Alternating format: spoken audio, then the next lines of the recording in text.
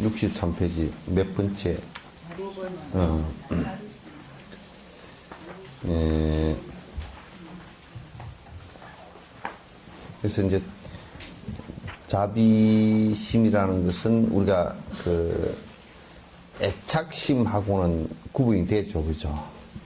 그래서 내가 자녀를 내가 낳은 자녀를 자녀에게 잘해준다.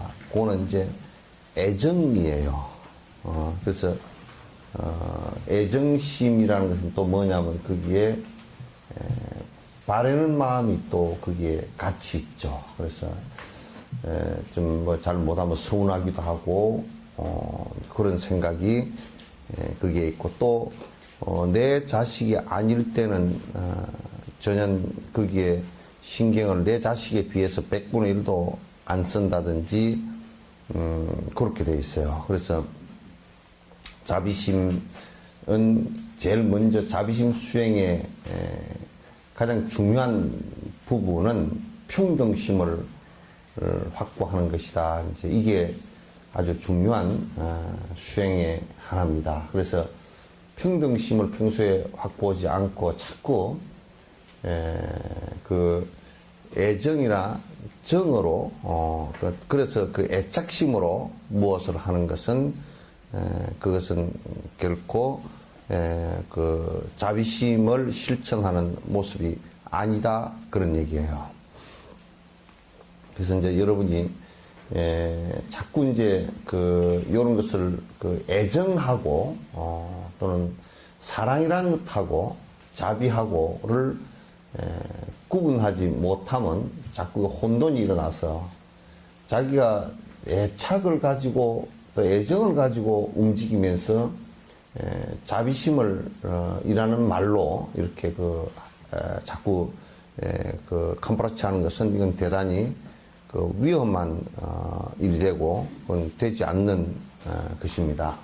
그래서 자비심의 기본은 그 평등심에 있는데 평등심의 기본은 이건 그 애착이나 애정이 없이 볼 수 있어야 된다.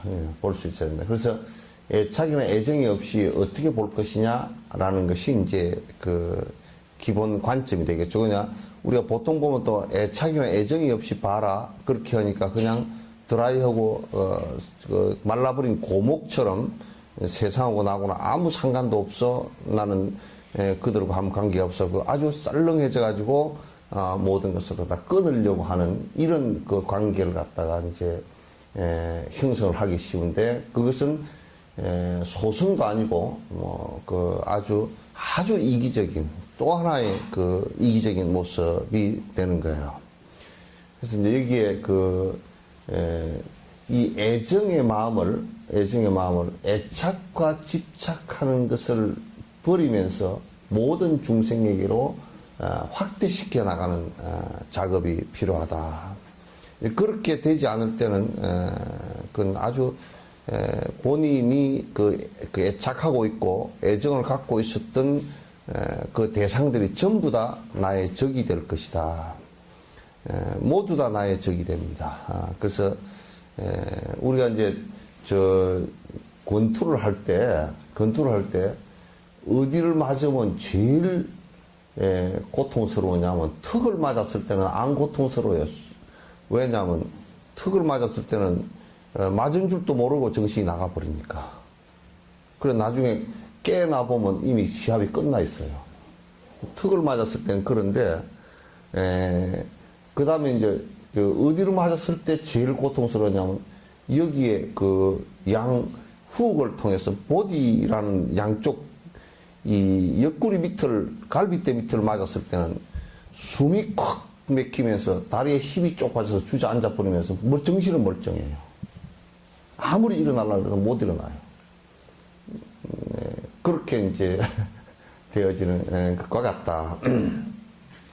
그래서 여기에 보시면 자비심은 고통에서 해방되기를 원하는 모든 중생들에게 집중하는 마음입니다. 그러니까 자비심은 이게 이제 중생과 인연이 있는 것은 우리에게 세 가지 부류의 중생이 있어요. 그 제일 첫 번째가 여러분 그 아주 그 친족끼리 맺어진 그 중생이 있어요. 그러니까 이거는 내가 낳았거나 길렀거나 또는 그 정의 관계로 이어진, 그러니까 나의 외가 또 친가, 그래서 그건 세연 중생이라 그래요.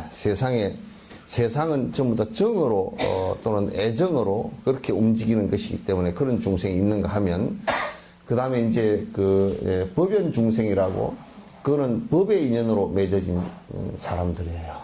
법의 인연으로 맺어진 사람들. 부처님께서도 보시면 당신의 가족들이 있었지만 그건 세연 중생이고, 그 다음에 출가하셔서 법연 중생이 있고, 그 다음에 당신이 생존 시에 또는 전생에 이제 한 번도 보지 못했던 우리 같은 사람이 있단 말이에요. 그래서 그는 무연 중생이라 그래서 부처님과 스가모니 부처님과 직접적인 인연이 없고, 그리고 세연 중생도 아니야. 세속에 뭐 이게 인연 있었던 것도 아니고, 그리고 법연으로 이렇게 그 당시에 부처님과 직접적인 그 법연의 모습이 없었단 말이야. 그래서 부처님께서는 이제 그 장치를 하실 때 세연 중생과 또는 법연 중생과 그 다음에 무연 중생까지도 전부 다 평등으로 되었어요. 그래서 이제 평등으로 되었다는 것은 어디에서 우리가 증명할 수 있느냐면 그 무연 중생들을 위해서 꼭 아주 세세하게 설명을 하시고, 인간관계에 후 500세 사람이 이렇게 믿을 수 있겠습니까? 하고 우리가 물었을 때, 그것도 무연 중생을 위해서 여기에 사국의 하나라도 이해하고 또 독송하고 실천하려고 한다 그러면, 그런 결코 전생에 아주 오랜 생에 부처님과 인연이 없었던 것은 아니다, 있다. 근데 사실은 옛날에 부처님과 서가모니 부처님 말고 그 앞에 뭐 연등 부처님과 그렇게 인연이 있었는데 지금 이 꼬라지가 돼 있겠어요. 이제 우리들을 격려하시느라고 하신 말씀이지, 이제 공부들을 워낙 이제 안 하고 그냥 뭐 그런데 전부 다 뺀데기처럼 육도윤회를 갖다 뺑뺑이 돌고 다니다가 정신 하나도 없이 뭐 벌레가 되었다가 무슨 뭐 개가 되었다가 지옥에 떨어졌다 천사에 태어났다 뺑뺑이를 돌다가 부처가 어디 태어난 줄도 모르고 인연이 하나도 없어서, 부처님 태어났을 당시에도 우리는 뭐 어디 있었는지도 모르고 그렇게 살았겠지. 그런 무연 중생에까지 평등심을 다 똑같이 발휘하셨다. 당신과 우리가 이제 세상을 살면서 인연을 확대해 나가는 방식이 세연 중생을 확대해 나가면 그건 골머리가 계속 아파요. 계속 골머리 아픈 세상에 때문에 사업으로 뭐 이 확장해 나간다든지 그런 것은 세상의 돈의 골이라든지 또는 권력의 골이라든지 또는 그 정의 골이라든지 이런 것이 사라져 버리면 금방 적이 다 돼버려요. 세연 중생과 가까이 자꾸 인연을 만들어내는 것은 그건 결국은 나의 명리를 위해서 만들어내는 것인데, 제일 이게 우리가 편하게 서로가 마음에 이 흉검을 터놓고 만날 수 있는 중생은 법연 중생들이에요. 그래서 법으로서 바른 것으로서 만나고 또 수행의 모습으로서 만나고, 그래서 도반이 되는 그 인연은 굉장히 소중한 인연이에요. 그래서 이제 우리가 이제 그 평등심이라는 것은 그런 세 가지 인연하고 모두 다 어떤 인연은 나하고 정이 있기 때문에 더 가까이 하고, 어떤 인연은 뭐 나하고 정이 없기 때문에 멀리하고, 이런 것이 아니고 그 세 가지 중생들 갖다 모두 다 한결같이 평등하게 대하는 마음이다. 그 평등하게 대하는 마음의 기전은 뭐냐, 그 밑바탕은 뭐냐, 일체 중생이 모두 다 행복하기를 원하기 때문에 그렇다. 근데 행복하기를 원하는데, 근데 그 대다수의 중생들이 행복하기를 원하면서도 결코 행복한 모습이 아니다, 그런 얘기예요. 원하면서도 그는 결코 행복한 모습이 아닌데, 그는 무슨 원인이 있느냐 하면 내가 행복할 것이라고 생각하는 것들이 것들이 모두 다 사실은 내 욕망을 성취하는 것을 행복한 것이라고 생각을 갖다 대다수가 한단 말이죠. 그러니까 그런 결코 그 씨앗 자체가 행복의 씨앗은 될 수가 없음에도 불구하고 내 욕망을 갖다 이루는 것, 그거는 그냥 옛날부터 그렇게 우리가 살아왔으니까 자각됨 없이 그렇게 계속 사는 것 자체가 그냥 우리를 갖다 내가 행복하려고 발버둥을 치는 것이고, 그러면서도 결국 계속 고통 속으로 내가 자꾸 나락 속으로 빠져들어가는 것은 그 원인, 행복의 원인 씨앗 자체를 갖다 내가 지금 잘못 인식하고 있고, 또 그래서 계속 잘못 인식한 그 무명의식 때문에 결코 내가 자꾸 행복해질 수 없는 일을 되풀이하고 그것 자체가 행복해질 것이라고 착각한 전도 몽상을 갖다 우리는 갖고 있단 말이야.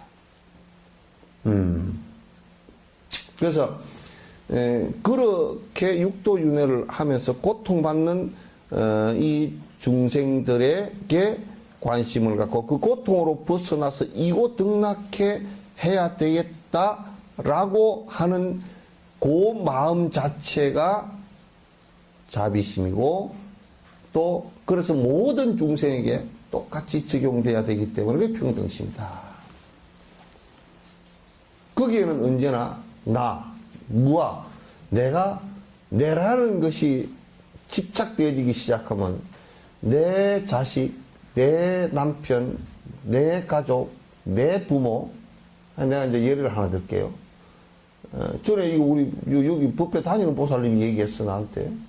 아유 스님 이제 자원봉사를 못 다니겠습니다. 왜 그러냐 그랬더니, 아이고 우리 자원봉사를 갖다 한 몇 주 나가다 보니까 우리 엄마한테도 안 해주면서 내가 이걸 하겠느냐고. 그러니까 내가 그래서 물었어. 그러면 욕을 안 하고 엄마한테 하실래요? 그러니까 엄마한테도 바빠서 못 한다는 거야. 그럼 두 개 다 안 하겠다는 얘기냐 그랬더니, 따져놓고 보면 두 개 다 안 하겠다는 얘기야. 그거는 결론적으로 하기 싫어서 나온 또 하나의 자기 캄프라치란 말이에요. 자기 변명이란 말이에요. 그런데 그게 자기 변명이 나올 때 희한하게 자기 스스로를 쏟게 만들어서 나온다고요. 내가 그렇게 하고자 하는 하기 싫은 마음이 나오면서, 그 습관적으로 하기 싫은 마음이 나오면서, 우리는 예를 들면 내가 잠이 온다고 할 때는 사실상 어떻게 해서든지 자고 싶거든. 앉아서 졸아도 자고 싶고, 서서도 자고 싶고, 그런 거와 같은 거예요. 그래서 나라는 것이 빠져야, 나라는 것을 점점 약화시켜야 내 자식, 내 남편, 내 가족, 또는 나와 거래처, 또 내 친구, 이런 것이 사실은 빠져야, 그런 것이 빠지면서 모든 중생에게 평등한 마음을 갖는 것이, 이게 자비심이라고 해요. 국가를 운영하는 사람들 같은 경우는, 특히 대통령이 되는 사람이나, 특히 도지사나 이런 사람들 수장이 될 때는 더더욱이나 그 덕목이라는 것이 뭐냐면, 그 안에는 여러 부류의 사람들이 살고 있다는, 돈이 많고 적고, 넓고 젊고 어리고, 또는 그 지역별로는 경상도 사람, 전라도 사람, 또는 강원도 사람, 이렇게 각각 다르고, 다 그 사는 모습들이 다르고 생각들이 달라도 대통령일 때는 모든 정파를 갖다 초월해서 그 정파들에게 평등심을 유지할 수 있어야 된다. 나는 그런 대통령들을 별로 본 적이 없어, 우리나라 대통령. 넬슨 만델라가 흑인이지만은, 그 앞에 그렇게 핍박을 당했지만은, 넬슨 만델라가 이제 흑인 해방운동을 갖다 하면서, 그러면 흑인이 이겼다 그래서 백인을 탄압하지 않았다고요. 백인 한 사람도 감옥에 집어넣지 않았어요. 참 그 사람 내가 전기를 다 읽어보니까 참 감동스러운 것이, 그러면서도 백인과 흑인을 모두 평등하게 대하고, 그러나 우리는 그렇게 남을 탄압하고 고통받았던 그 순간을 우리는 다시는 잊어서는 안 된다. 그래서 전부 다 조사를 해서 다 조사를 하고 그 뭐 기록한 것이 수십 트럭이 되도록 기록을 다 하고서 다시는 우리는 이런 일을 반복하지 말자 하고 탁 정리해놔놓고 자기 대통령직에 딱 물러나는 거 봐. 무쟁이 영감쟁이라. 나는 뭐 까맣고 막 이런 얼굴이 까맣고 코도 납작하고 뭐 눈도 보면 독사농처럼 생겼고 그래서 얼굴 떼기를 볼 때 관상으로 볼 때는 별로 볼 일이 없다 그랬는데 별 볼 일이 없는 게 아니에요. 미끄럽게 잘생긴 백인이 더 잘못했더라고.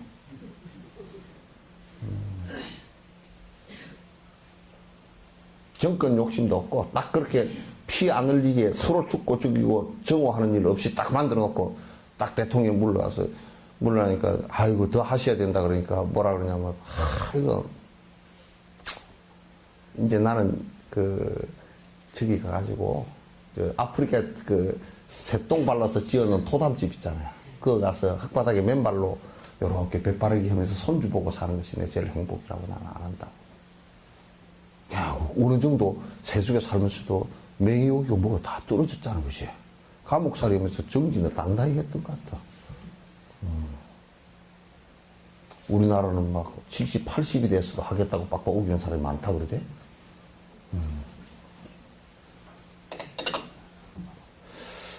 그래서 뭐 아주 똥이 아니고 벽에 똥사 붙이도록.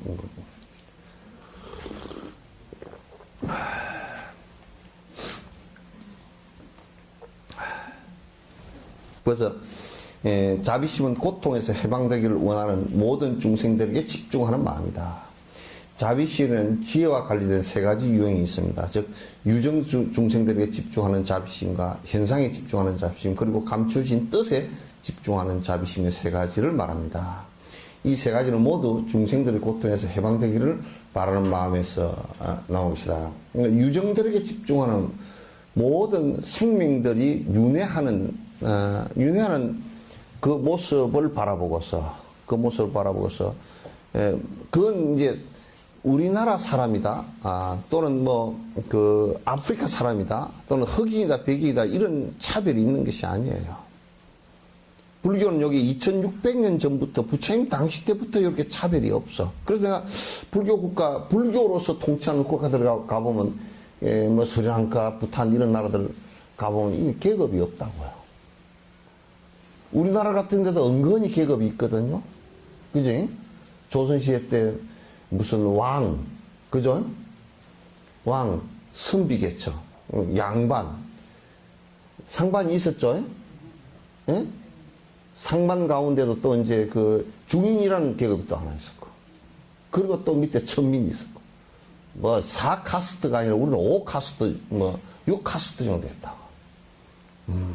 지금도 이제 웃기는 것이 저거들끼리 돈 좀 있고 저거들끼리 이렇게 걸쳐 사는 사람들은 저거들이 무슨 귀족이나 되는 줄 알고, 우리가 볼 때는 엄청 천박하게 살더만 귀족이나 되는 것처럼 콧대 딱 높이고, 콧대도 성형수술해서 높이고, 또 마음쪽 콧대도 높이고, 그래가지고 말이야. 그래가지고 사는 꼬라지들이 있다고. 그럼 우리는 너들하고 같은 물에서 안 논다고 그래, 자꾸 말이야. 그래, 무슨 되는 것처럼 또 이제 거기에 또 내화부동 해가지고, 나도 거기에 좀 끼어들어야 되지 않남? 그래가지고 결혼식 하는데, 5성급 호텔에서 하고 말이야. 쥐는 뺍새가 돼가지고 가랭이 찢어지려고. 그렇게. 식사 한 끼 내보니까 10만원, 15만원 정도 되는 것을 갖다가 가서 부족도 나는 축의금 내가 10만원밖에 안 갖고 갔는데 가서 먹고 놓으면 그 집이 손해보겠고.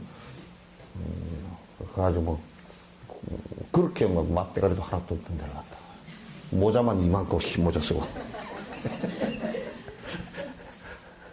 그런데 가가지고 그런 거 하고 앉아. 이제 그런데 따라하고 싶어가지고. 내가 그래야 콧대가 좀 쓰고, 내 아들을 갖다가 장가 보는데 내 딸을 시 보내는데 무슨 트 호텔, 라 호텔, 이런 데 가가지고.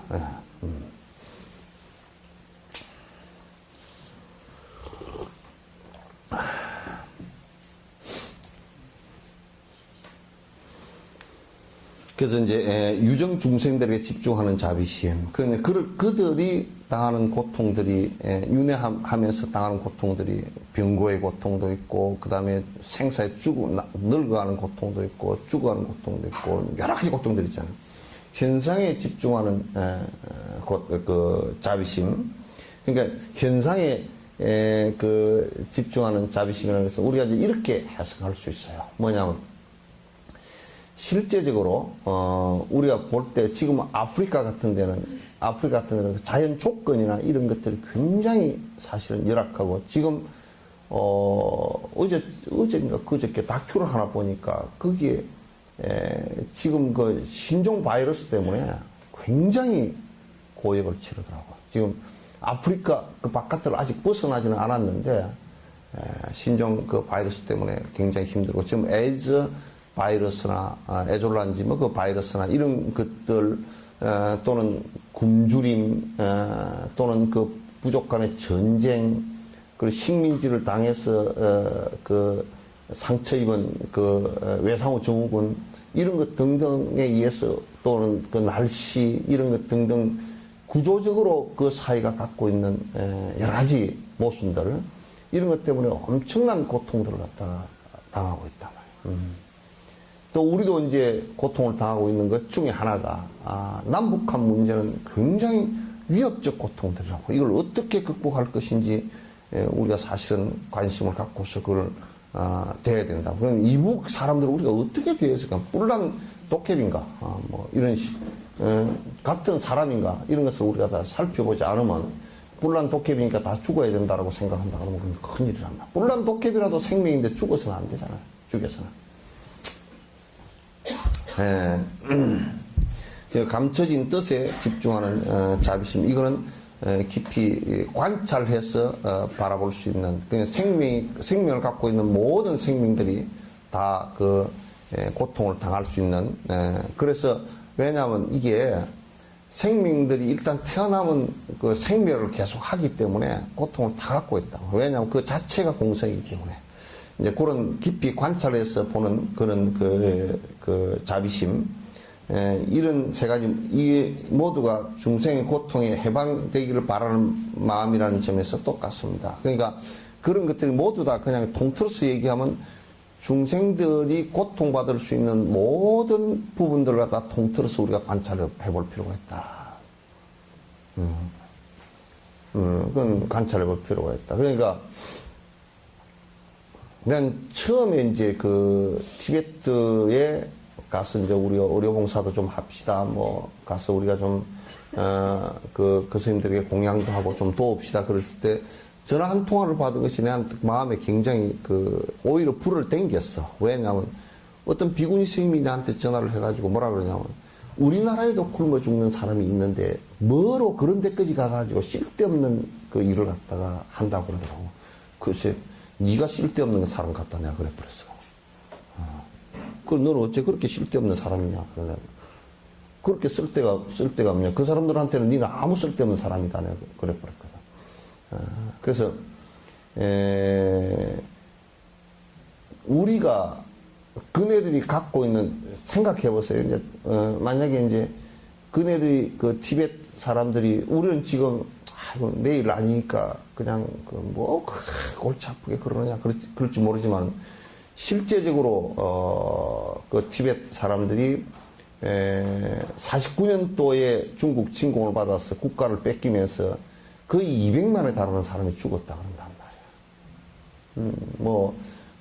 살해당하기도 하고 분신하기도 하고 감옥에서 죽기도 하고 기아로 죽기도 하고 병들어 죽기도 하고 해서 한 200만 정도가, 한 민족이 200만 정도가 죽었다. 120만에서 한 200만 정도 죽었다라고 보면 굉장한 일이거든요. 근데 우리나라의 입장에서 놓고 뭐라 그러냐면, 그게 죽든지 말든지. 옛날에 우리 이준 열사가 헤이거에 가서 참 진짜 복통이 터져 죽었듯이 관심이 없는 거라. 내 먹고 사는데 급한데 그게 무슨 관심이 있느냐. 그네들이 당하는 고통들을 갖다가 짐작을 해본다 그러면 뭔가 우리가 조금이라도 그네들의 고통으로부터 벗어날 수 있는 일을 좀 도와야 된다. 이 생각을 가지는데 나는 그래서 유학하는 사람들한테 내가 그런 얘기를 자주 해. 너희들이 와서 불법을 배우는 건 좋지만 너희들도 이네들이 어려운 것을 도와야 된다. 내가. 너희들 도와야 된다. 그렇지 그렇게 하지 않고서는 되느냐.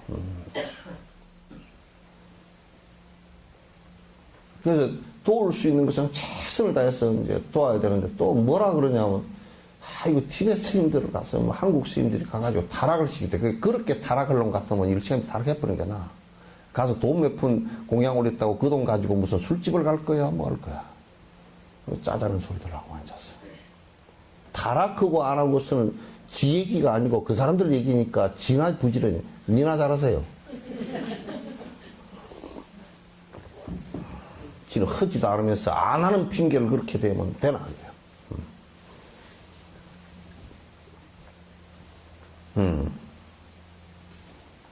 여러분이 이제 저번에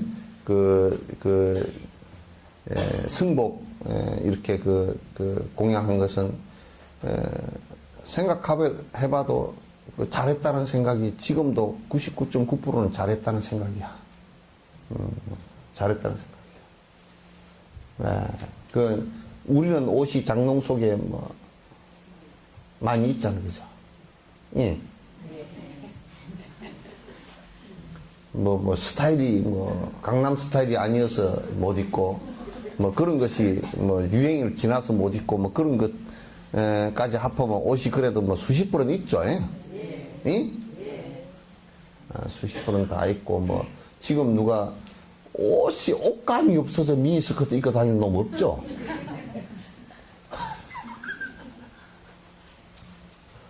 근데 그쪽에는 옷 한 벌이 그게 별것 아닌 것 같아도 뭐냐면 그게 별거라고요. 아프리카에서는 3만 원 정도면 한 아이가 한 달 동안 굶어 죽지 않고 살 영양식을 먹을 수 있단 말이야. 3만 원 정도면? 그러면 하루에 1,000원이야. 한 끼에 300원이야. 근데 그걸 의사들이 이 얘기를 하는데 뭐냐. 아프리카에 가서 기아에 허덕이는 아이들은 이제 감기가 걸려서 찾아왔다. 감기약을 지어주는데 뭐라고 지어주느냐면 아침에 한 포 이거 먹고요. 점심 먹고 한 포 먹고요. 저녁 먹고 한 포 먹고요. 그게 되겠어요? 아침, 점심, 저녁을 못 먹는디?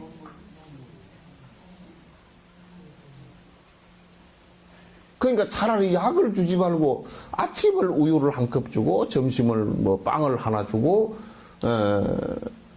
이게 먼저 돼야 되는 거라 그죠? 우리 약을 먹고서 배가 부를 수는 없잖아요, 그죠?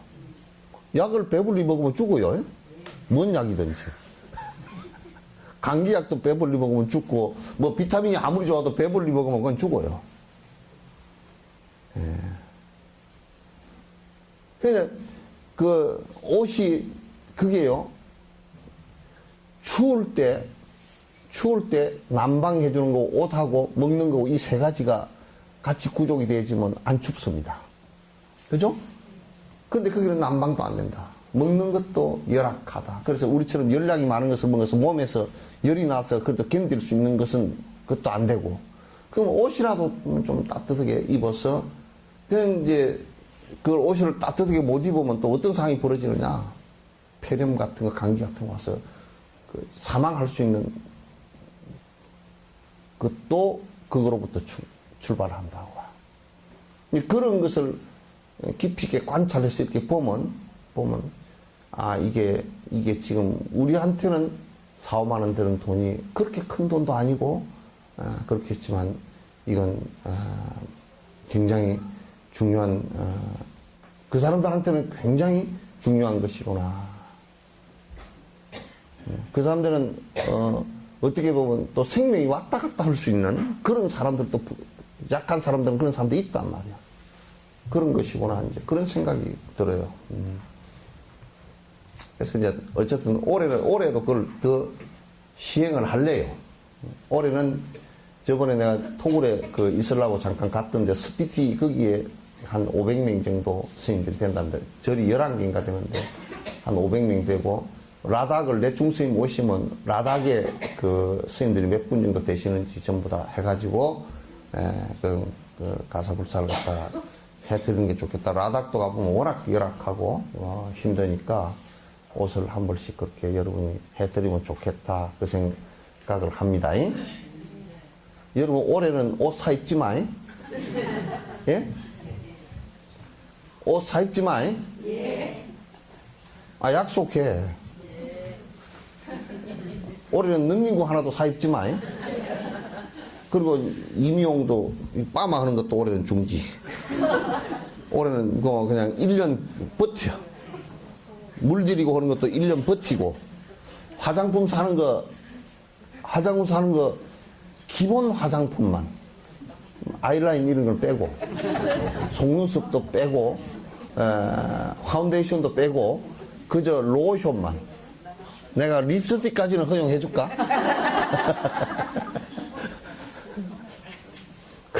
그거 다 빼고, 그거, 생각해보니까,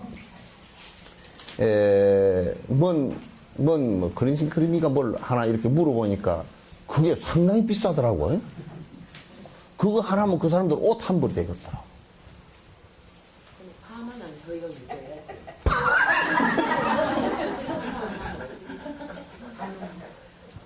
파마를? 수건을 정도 하나. 뭐, 수건 하나 써가지고, 아줌마 수건 쓰는 거 있잖아. 요렇게 쓰는 거. 요거 수건 쓰는 거 알죠? 밥 밀 때. 칠갑산 밥 밀 때. 그렇게 쓰는 거 알잖아. 그렇게 쓰면 되지, 뭘 그래.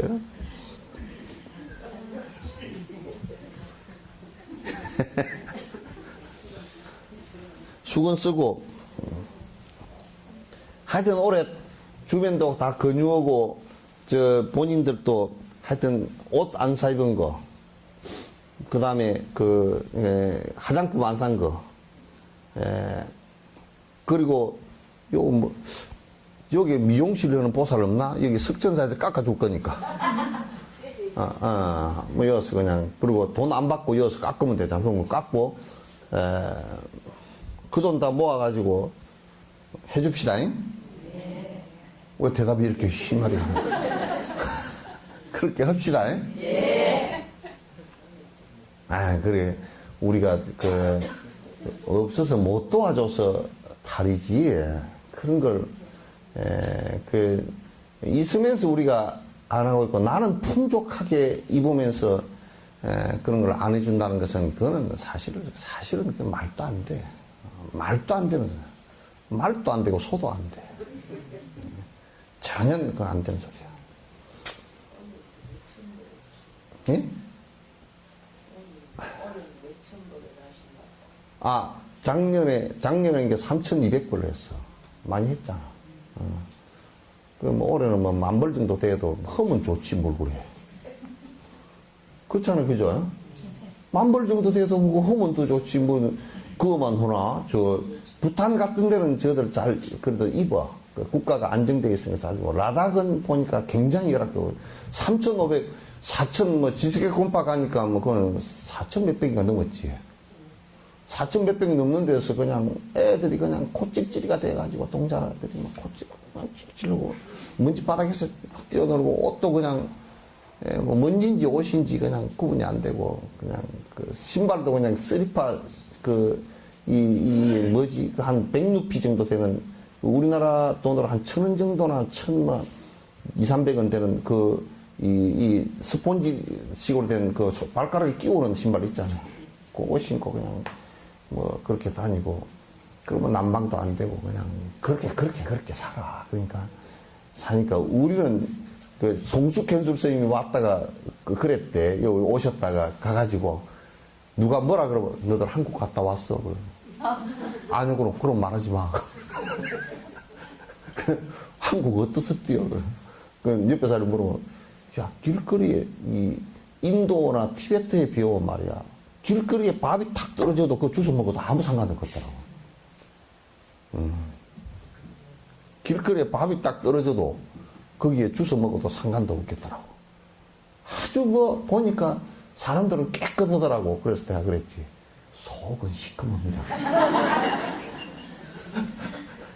껍만 깨끗하고 속은 시꺼멉니다.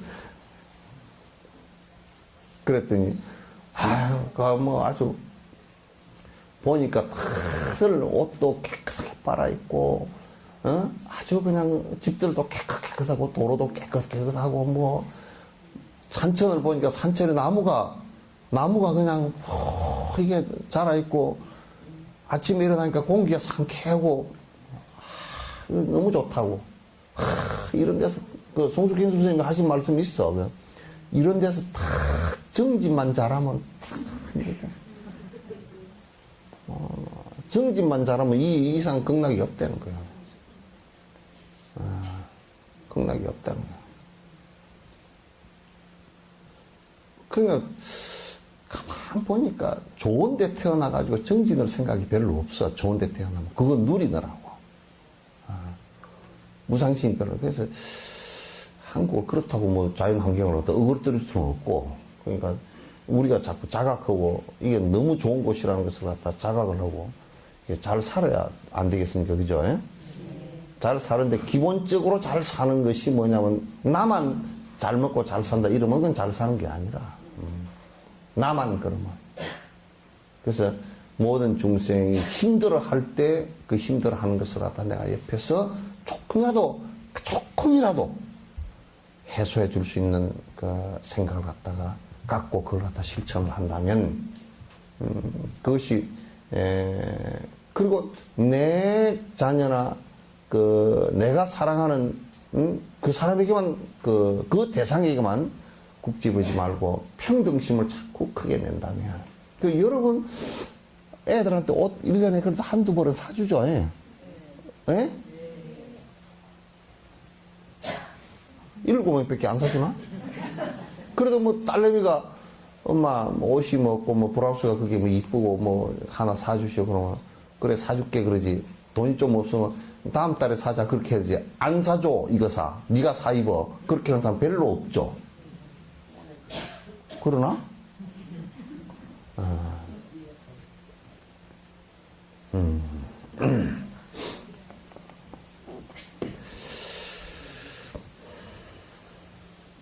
유정 중생들에게 집중하는 자비심은 무상이나 본래의 성품이 공성인 중생들의 속성을 보는 것이 아니라 유정 중생 자체에 집중하는 것입니다. 현상에 집중하는 자비심. 유정 중생에 집중한다는 게 뭐냐면 그냥 중생 개개인의 그 한 개개인뿐만 아니라 한 개체들이 이분은 이런 고통이 있구나, 이분은 이런 힘든 것이 있구나, 이런 것을 바라봐요. 그래서 난, 대만에 자제공덕회 가니까 그거 참 잘하더라고. 그래서 난, 우리도 그걸 하려고 그러는데 그게 잘 안 돼. 왜냐면, 자제공덕회 가니까 거기에 이제 우리 같으면 기초생활 수급근자를 갖다가 한 200명 정도 한 달에 한 번씩 초청을 해. 초청을 해서 그날은 그 자제 병원 간호사들, 의사들 와가지고 병원이 물론 거기 있지만은 의사들이 다 여기 와가지고 같이 이제 진료해서 전부 다 봐주고, 그 다음에 또 뭐냐면 그날 이제 맛있는 음식도 하고 그날 와서 200명을 목욕도 시키고 목욕 봉사하는 사람 또 이제 또 이발해 줄 수 있는 사람, 임용해 줄 수 있는 사람 또 그날 빨래 또 같이 해주고, 이제 그 다음에 또 이제 보니까 간호사들이나 이런 사람들이 뭐 노래나 춤 이런 거 연습을 해가지고 또 이제 공연도 하고. 근데 그것까지는 우리가 또 할 수 있을 것이라고 생각했는데, 그 다음 보니까 선물을 하나씩 이렇게 이제 주는데, 선물이 우리 같으면 찻잔 그러면 찻잔을 다 줄 거 아니에요, 그죠? 평등입니다. 그리고 다, 그 평등도 아니고 공산주의지 뭐. 그냥 그렇게 안 하고, 보니까 뭐, 짐들이 다 이만한 짐도 있고, 이만한 짐도 있고, 뭐, 빗자루도 있고, 선물이 전부 다 다른데 이름을 붙여놨어. 그 왜 선물이 전부 다 다르냐, 그러니까. 한 달 동안 그게, 그 봉사 나가는 사람들이 그 사람에게 필요한 걸 사는 거야. 필요한 걸 사는데, 그냥 사는 게 아니고, 필요한 것을 이렇게 이제 적어서 전부 다 갖고 오면, 그 신도님들이 그걸 사와.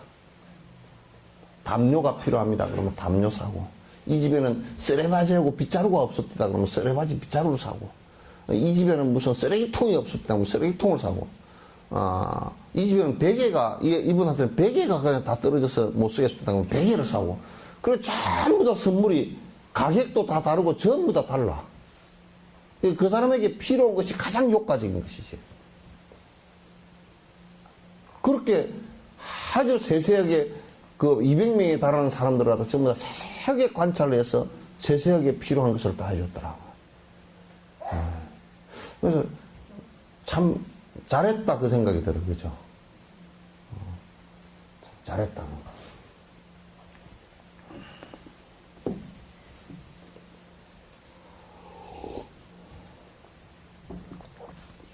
이제 속성 그 자체에 집중하는 것입니다. 현상에 집중하는 자비심은 유정중생에게 집중할 뿐만 아니라 유정중생의 무상한 실체에도 집중하는 자비심을 말합니다. 그러니까 현상 조건에 관한 여러 가지 실체들. 그러니까 다시 얘기해서 뭐냐면 우리가 그 세상 사람들이 믿고 이렇게 의지하고 사는 것이 실체가 없이 전부 다 변하는 것이라는 거. 거기에 크게 그냥 서로 인연 지어져서 사는 것일 뿐이지 거기에 절대적으로 그게 기대해서 살 수 있는 것은 못 된단 말이야. 여러분도 돈과 인연 지어서 돈은 그냥 사용하는 하나의 그 화폐일 뿐이지 그것 자체에 100% 우리가 의존했다가는 그것만이 우리 삶의 모두라고 생각했다가는 큰 봉변을 당한다고. 다 사라지는 것들이니까. 뭐 우리 세속적 가족도 마찬가지고. 그래서 그런 것들을 갖다 우리가 이제 잘 전부 다 허망하고 무상하다는 것을 갖다 살펴보는 것이다. 그러니까 세상 사람들은 모두 다 야 저런 것에 의지해서 살구나. 그래서 고통을 갖다 계속 그 받을 수밖에 없구나. 저런 것에 의지해서 사는 행복이라면 그것이 신기루처럼 사라질 때 그런 고통을 받을 수밖에 없구나라는 것을 살펴보는 것이라.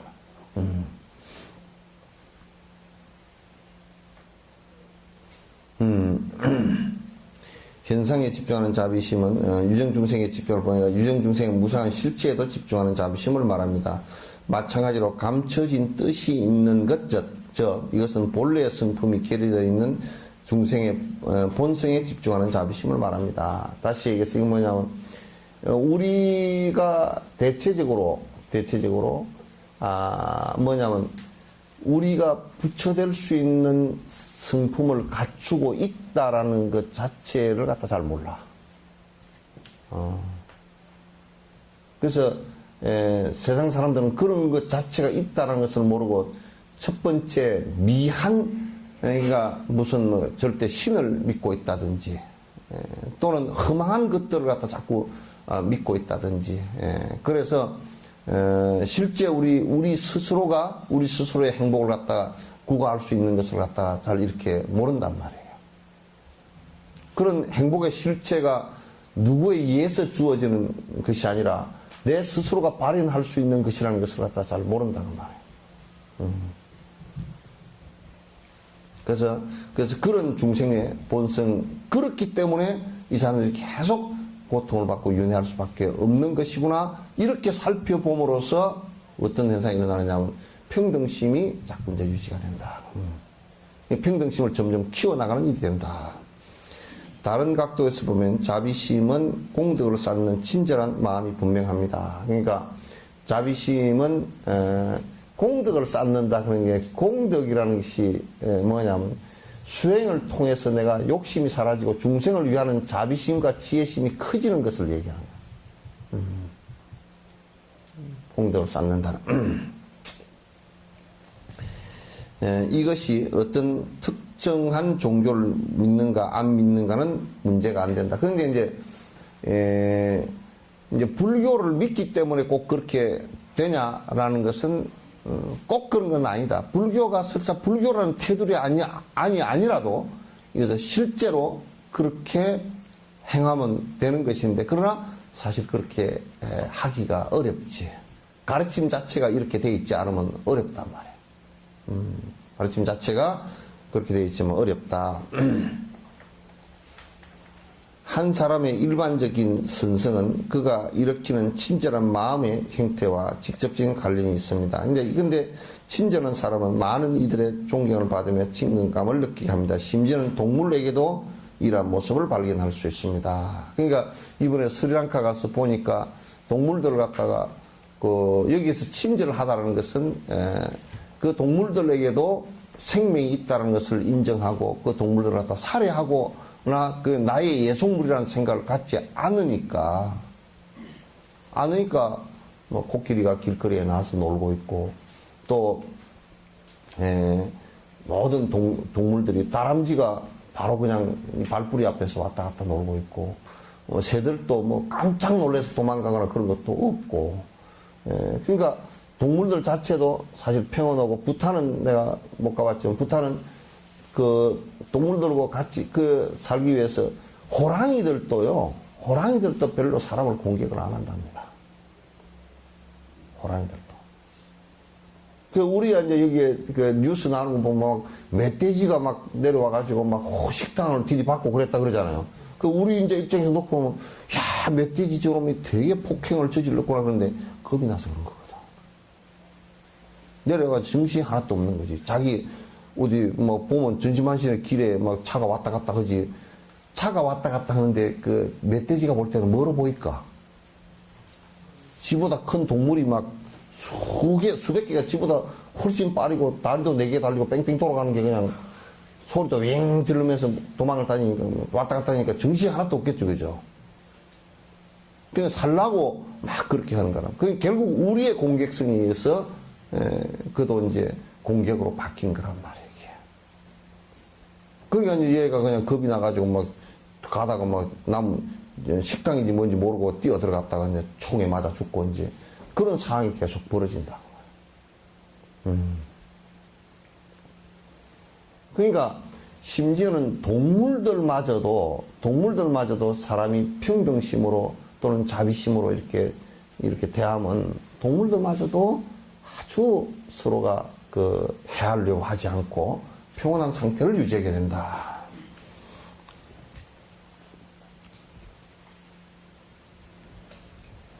동물들은 자신들에게 다정하게 대하는 사람들을 보면 반가워서 어쩔 줄 몰라 합니다. 내 방에서 키우는 차돌이 녀석은 내가 외국에 나갔다 오면 뭐부터 해줘야 되느냐 하면 너무 깊어가지고 애가 좋아하다 기절을 해버려.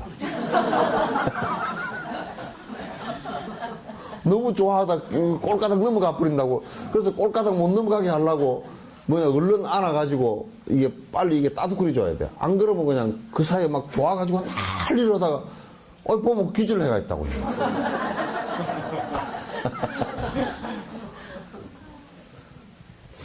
저러니까 미국 같은 데서 혼자 외롭게 사시던 노인들이 그냥 저기다 재산을 갖다가 개 죽을 때까지 보살펴 달라고 막 500만 달러 넣어놓고 한 사람도 있고. 그래, 참, 그렇구나. 그래서 그 생각이 들어. 그러니까, 동물도, 근데 이제 저기 우스운 게 말이야. 이제, 내 말은 한 40가지 정도 알아들어. 한 40가지. 악수하면 딱 알아듣고, 이쪽 발 악수면 알아듣고, 섰다 그러고 딱 잡으면 서고, 이리 와 그러면 오고, 얘가 목소리 톤 때문에 저렇게 감지를 하나, 이제 그렇게 생각을 하고서 이제 목소리 톤을 똑같이 해가지고 이리 와, 네 집에 가, 그렇게 하면 진짜 그거 다 알아들어. 목욕하는 것을 엄청 싫어하는데 목욕 가자 그러면 기가 착 쳐지면서 기가 착 쳐지면서 다른 사람이 가자 그러면 이제 가자 소리는 이제 알아들었는데 반응만 살짝 하다가 스톱해버려. 안 따라가. 이게 뭐냐면 동물들도 전부 다 그렇게 한단 말이야. 하물며 그걸 가장 감지 잘하고 의식적으로 알아채는 사람이야 더 말할 필요가 없단 말이야.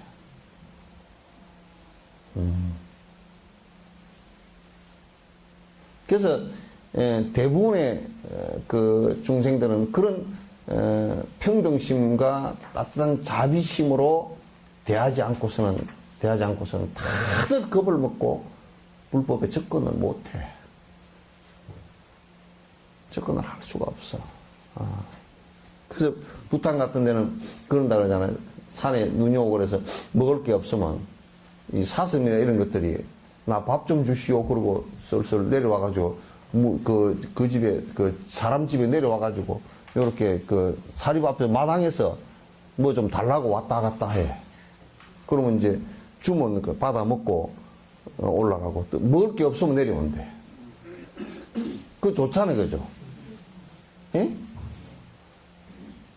우리는 멧돼지 내려왔다고 그냥 119다 불러가지고 그냥 총을 갖다 때려 쏴서 죽여가지고, 그게 뉴스에 나오고, 그래 아주 마치 뭐냐면 개선장군이 된 것처럼 119 그 사람들이 막 총을 들고서 우리가 멧돼지가 그렇게 이 난폭한 놈을 하나 죽여서 이겼다 그러듯이 개선장군처럼 막 그게 뭐가 나오고. 그렇게 하면 안 되지.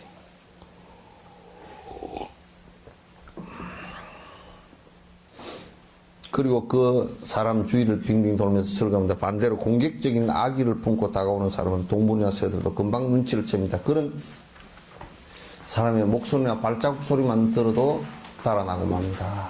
그러므로 친절한 동기나 따뜻한 마음은 극히 소중한 우리들의 성품 가운데 하나다. 특히 불자들이 여러 다른 사람을 대할 때 이와 같이 친절하고 이와 같이 따뜻한 마음으로 돼야 된다. 그래서 우리 한국의 절집들이 되게 안 친절해. 나부터. 이건 좀 우리가 전체 반성해야 돼. 불친절해. 예.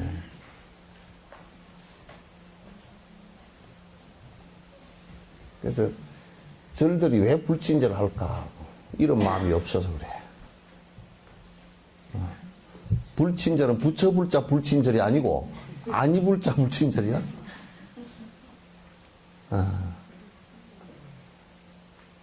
그리고 자꾸 여러분들이 그 새로운 사람들을 자꾸 친절하게 모시고 와서 자꾸 여러분이 동행자가 되어줘야 돼. 그래야 법의 인원도 늘어나고 많은 사람들이 불법을 접할 수 있는 계기도 생기고 그렇게 하는 거 아니에요. 혼자 딸랑 오지 말고. 또 혼자 딸랑 오지 말라 그랬다 혼자라고 안 오기까지 해버리면 그건 더 나쁜 놈이지.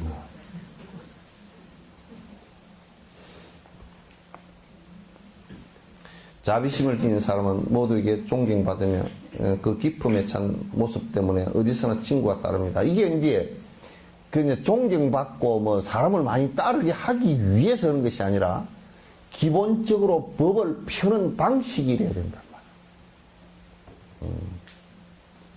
기본적으로 법을 펴는 방식이 이래야 된다. 동료들 사이에서 기품을 주고 있는 사람을 주고 있는 사람을 보면 한눈에 그가 자비로운 동기를 가진 사람이라는 것을 알아볼 수 있습니다. 우리가 이제 이렇게 선행을 베푸는 그 공덕만, 그 복만 하더라도 이를테면 어떤 사람이 한 분이 그 치과 의사인데, 이거 내가 이제 들었어. 치과 의사인데 성당 다니셨는데 평생을 그때 당시에 이빨 임플란트 이런 것도 없을 때 그 이빨 노인들 틀니 있잖아요. 그래 이제 또 이게 그 시골 쪽으로 이렇게 옛날에 내려가면 막 그냥 틀리고 뭐고 그 충치 치료 받기도 힘들어. 돈이 비싸니까. 그러니까 먼 이빨 고치는 사람이 나서 야매 이빨 한다고 나오잖아. 그러면 고치다가 뭐 이빨 더 빼놓고 그냥 더 이제 틀리를 했는데 막 씹으면 그냥 떨거덕 해서 그런 이빨 만들어 놓는 야매 하는 사람들 있잖아요. 이제 그럴 때 자기 병원에서 근무하는 것은 2, 3일밖에 안 되고 거의 그 금, 토, 일, 이 3일 정도는 시골에 가서 이제 그런 사람들 이빨 치료해줘. 이빨 치료는 가서 한 번에 가서 안 되잖아요. 그죠? 그래서 또 2번 가고 일주일 뒤에 또 가서 하고 그렇게 해서 했는데 그렇게 해서 평생 그렇게 하다 보니까 그렇게 하려고 죽은 뒤에 뭐 그렇게 하려고 한 게 아닌데 그분이 죽어서 이제 그 장례 미사를 치를 때 그 성당 안에 그 이빨 치료 주고 도움받았던 사람들이 그분 돌아가셨다니까 그냥 수천 명이 와서 그 동원한다고 올 수 있는 일이 아니잖아요, 그죠?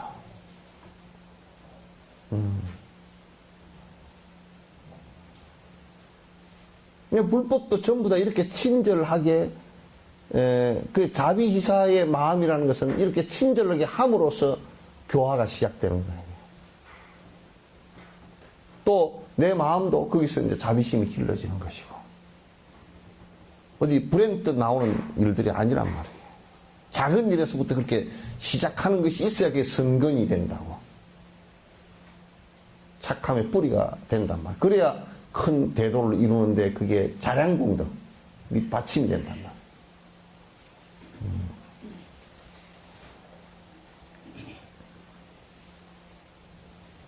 몇 가지 단편적인 예를 들면 친절함에 대한 의미가 보다 분명해질 것입니다. 우리가 행복한 미소를 지으면 어떠한 값도 치르지 않고 다른 이들의 가슴 속에 기쁨을 줄 수 있습니다. 미소 하나만 가지고서도 그렇게 할 수 있다. 미소 하나만 가지고서도. 만약 자신이 평화롭고 행복한 상태가 아니라면 아무리 많은 재산을 가지고 있다 해도 주변에 친구들이 모여든다는 보장은 없습니다. 그러니까 우리가 이제 돈은 많이 갖고 있는데 주변에 좋은 사람이 없고 다 좋은 사람을 잃었다 그러면 이거 뭐 같이 술 먹읍시다 그럴 때는 술 친구는 생길지 몰라도 실제 좋은 사람들이 주변에 모이질 않는단 말이에요. 그리고 나중에 수행 집단을 오랜 생 뒤에 수행 집단을 형성을 하더라도 좋은 사람들이 별로 모이지 않는단 말이에요.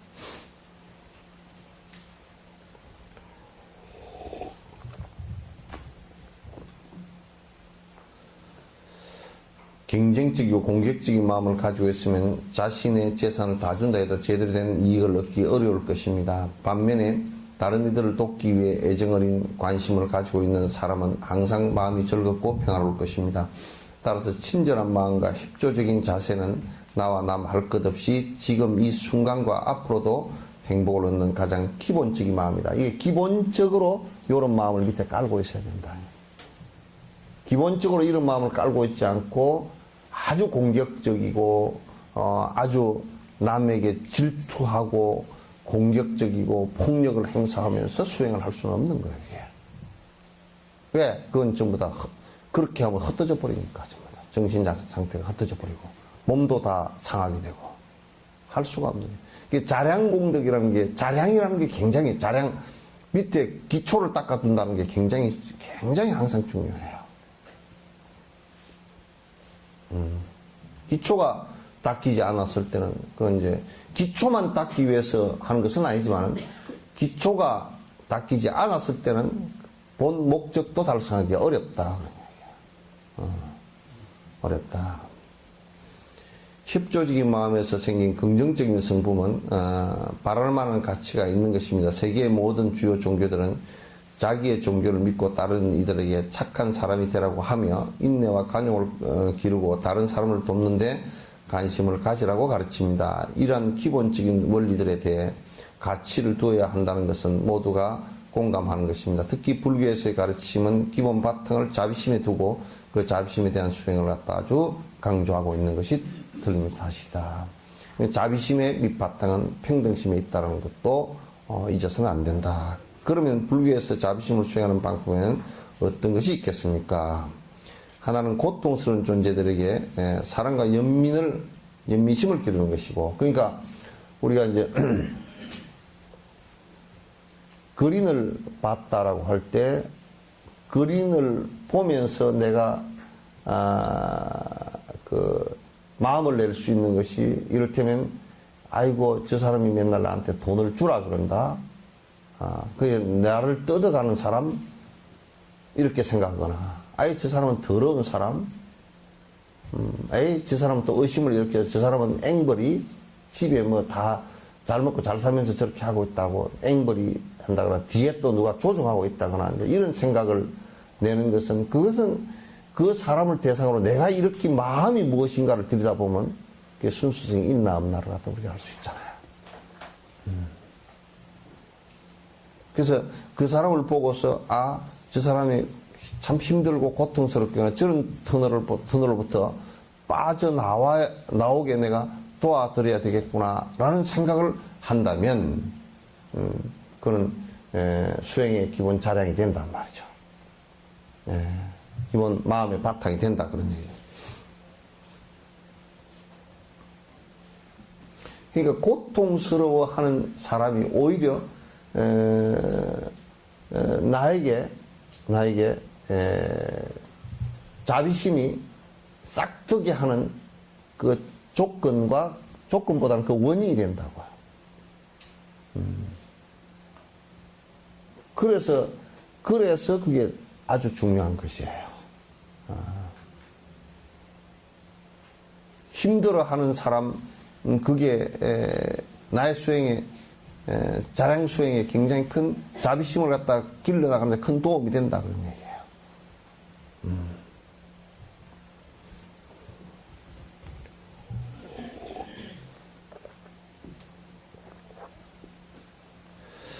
다른 하나는 고통의 본래 성분을 파악하는 것입니다.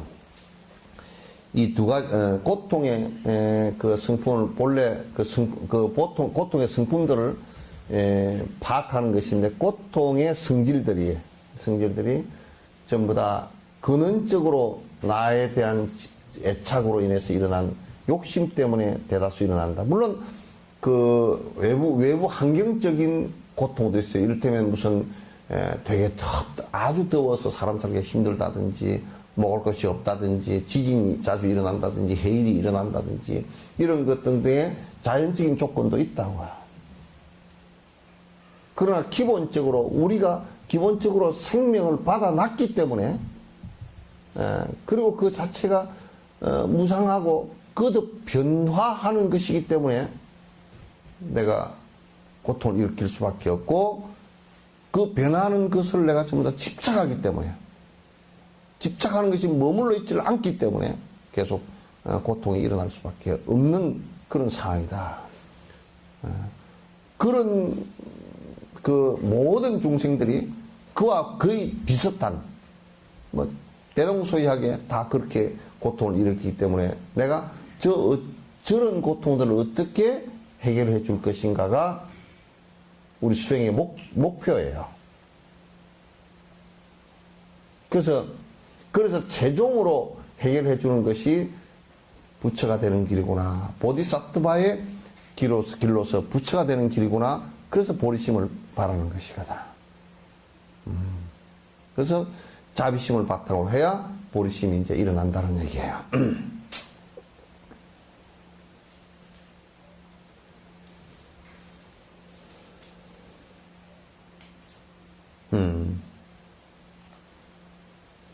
이 두 가지에 대한 인식을 가지고 자신의 마음을 무한한 중생들에게 집중하면 그 모든 중생들이 고통과 고통의 원인에서 해방되기를 바라는 강력한 마음이 일어나게 됩니다. 먼저 고통받고 있는 중생들에 대한 사랑과 연민을 기르는 것으로 시작해야 합니다. 이것이 평등성에 대한 수행입니다.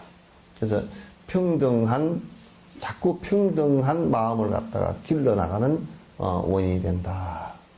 그래서 이제 평등한 마음을 기르지 않을 때는 자비심 수행이라는 것이 성립이 안 된다 그런 얘기예요. 보통 사람들을 대하는 우리의 일상적인 마음 상태를 점검해 보면 친근함을 느끼는 부류, 해모를 느끼는 부류, 무관심한 부류, 이렇게 세 가지로 나누어 볼 수 있습니다. 우리는 특정한 존재들을 가까운 친구나 친척들로 여깁니다. 하지만 자신과 친구와 친척들을 그리고 과거에 가지고 있었던 것들이나 지금 가지고 있는 것, 그리고 앞으로 가지게 될 것을 방해하고 해롭게 할 것이라는 생각 때문에 어떤 이들에게는 거리를 두고 싫어하게 됩니다. 그 이제 결국은 그 안에 내 욕심에 반하면 내가 싫어하고, 내 욕심에 맞으면 좋아하고 하는 취사 선택심이 이제 일어나고, 그래서 혐오하는 생각도 일어나고, 그래서 이제 멀리 하는 생각들도 일어나고, 그래서 이제 싸움이 일어나고 이제 그렇게 하는 거예요. 이러한 생각으로 그들에게 혐오감이나 증오심을 일으킵니다. 이렇게 우리는 모든 중생들에 대한 자비심을 길러야 한다고 하면서도 실제로는 자신의 목적에 관심이 더 많으며 다른 이들에 대한 자비심은 그냥 겉으로만 보이고 있을 뿐인 경우가 대다수다 그 말이에요. 근데 이제 실제로는 겉으로 자비심을 갖다 행하는 것처럼 많이 행동을 하지만 그러나 안에 이제 사실로 들여다놓고 보면 전부 다 지 욕심에 의해서 움직이고 지 욕심에 따라서 판단하고 또 시비 분별을 하고 이렇게 된단 말이에요. 그러므로 모든 중생에게 자비심을 일으키려면 먼저 모든 중생을 따로 구분하지 보지 말고 똑같이 생각하는 평등심을 길러야 된다. 모든 중생을 이 중생은 나하고 처럼 이를테면 우리가 동물을 대할 때도 요거는 뭐 강아지니까 내가 귀엽게 밥을 주고 저거는 노루니까 이거 내가 그냥 쫓아버려야 되고 잡아먹어야 될 대상이고 이렇게 해서는 안 된단 말이야. 그러니까 부탄이나 스리랑카 같은 데는 그 불교 정신이 굉장히 일반 사회에 착 배어있어가지고 동물들을 대할 때 저거는 뭐 잡아 죽여야 될 어떤 대상이고 이렇게 생각하지 않는다. 저거는 내가 친절해야 될 대상이고 그렇게 하지 않아요. 그 사람 운전하는 데서도 이제 느꼈던 것이 그러니까 운전을 하면서 코끼리가 이제 이렇게 나와서 가면 저 코끼리를 갖다가 왜 정부에서 저 코끼리를 쏴서 사람에게 위험한데 저걸 제압을 해서 죽이든지 뭐 어디 쫓아내든지 어디 가둬버리든지 잡아다가 동물원에 집어넣어버리든지 그렇게 안 하고 그러면 그게 아니고 가다가 저만큼 있으면 코끼리 약 안 올리려고 섰다가 살짝 피해가고 서로 프라이버시를 갖다 존중해 주는 거야.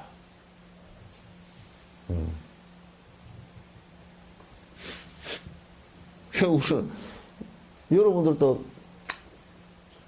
지리산 거기에서 이제 그 지리산 순환도로에서 그 연구원들이 고속도로에 나와서 치어 죽은 동물을 6개월간 조사를 했어요. 봄하고 여름에 걸쳐서 조사를 했어요. 했는데 그 도로 낸 지가 오래됐는데도 6개월간 조사한 것을 100% 다 조사했다고는 할 수가 없지. 전부 조사해보니까 약 한 360만 마리인가 죽었어요. 제일 많이 죽은 게 뱀이고, 심지어는 천연기념은 뜸부기도 많이 죽고, 노루, 뭐, 이런 것들도, 고라니 이런 것도 많이 죽고, 차에 치여서 그렇게 많이 죽었어요. 6개월 동안 우리 편하게 다니고자 6개월간 차를 갖다 쏜살같이 몰고 다니면서 360만 마리를 갖다 살상을 했단 말이야. 거의만 400만 마리, 500만 마리 이렇게 죽였을 거란 말이야. 우리 생각에서 놓고 보면 친절하지 않지. 우리 생각에 도로 매가하게 닦아놓고 아주 뭐 신바람 나게 샹샹샹 달리고 뭐 어디 조금이라도 거치는 게 있으면 이게 뭐 대통령이 저 따위로 해놨나고 욕을 하고 막 그냥 분노심을 일으키고 말이지. 우리가 세금 낸 걸 가지고 저것들이 그냥 뭐 해퍼먹었나 욕을 하고 그렇게 하고 다닐 줄 알아도 거기에 수많은 동물들이 우리가 편리하게 다니는 사이에 우리가 친절하지 않은 사이에 6개월간 400만 마리 이렇게 가까이 죽었다고 생각한다 그러면 이건 굉장히 심각한 문제잖아요. 그죠?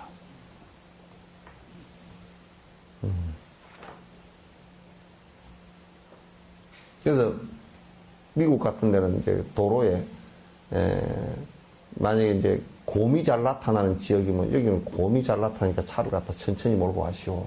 동물이 잘 나타나니까 천천히 몰고 가시오. 시속 몇 킬로 이상은 밟지 마시오. 뭐 다 이렇게 한단 말이에요. 또 그 도로, 고속도로 이 밑으로도 이 동물들이 다니는 통로들을 갖다가 수없이 만들어 놓고 우리는 동물 통로 만들어놓은 뱀 통로를 만들어놓으니까 그것도 자루 받쳐가지고 다 잡아가 버려. 뱀이 이제 싹 내려왔다가 이제 가을 되면, 늦가을 되면 올라가서 산에 가서 바위 밑에서 탁 저거들끼리 딱 뭉쳐가지고 그렇게 개울을 나거든요. 동면을 하는데. 그러니까 이제 밑에 막 이런데, 논밭 이런데 다니면서 쥐도 잡아먹고 개구리도 잡아먹고 이렇게 다니다가 추우면 이제 올라가거든. 그러면 고속도로를 건너서 올라가야 돼. 그러다 다 죽어, 그냥. 근데 이제 통로라고 이제 몇 개 만들어 나오니까 뱀이 다니다가 길을 그 뱀 통로를 발견 못 해가지고 그 시궁창에서 밑에 그 하수구에서 올라오지도 못하고 그 우수 통로 있죠, 그죠? 그래서 못 올라오고 말라 죽어버린 게 꽉 찼어, 또. 그 뱀이 거기를 못 올라오더라고. 그래서 우리 개구 찾아가지고 요렇게 이제 들어와서 산으로 올라가는데 그 통로에다가 그물을 그 유도로를 요렇게 만들어가지고 그물을 뒤에다 똑 통발하듯이 이렇게 해놔놓은 거야. 싹 들어가서 사람이 가가지고 싹 걷어가지고 와가지고 뱀탕 집으로 가버려.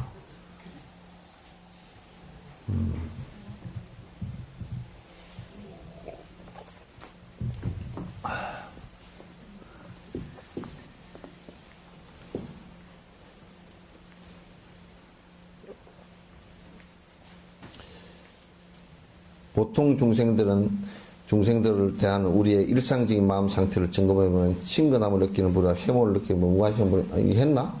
응?